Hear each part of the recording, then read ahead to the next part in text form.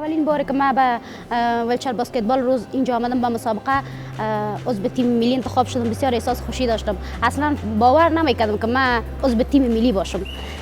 به خاطر که من اصلا از خانه بیرون نبرآمده بودم. من بیشتر در خانه بودم. میگفتم من هیچ کار نمیتونم.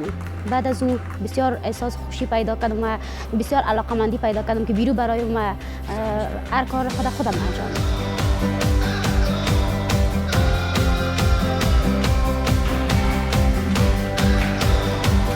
ما می‌دانیم معلولین باید هیچ وقت فکر نکنن که ما معلول هستیم هیچ کاری کردن نمی‌تونیم.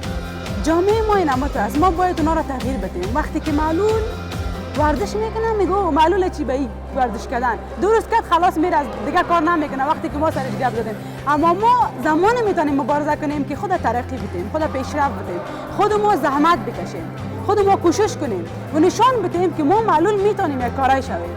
باید درس بخونیم، ورزش کنیم. در واسط این ورزش و درس ما میتونیم به یک جای بلند برسیم و نشان میدیم به مردم که معلول هم هر چیزی میتونه شود، هر کاری میتونه شود. نادیه 5 سال پیش و نادیه آل بسیار فرق داره.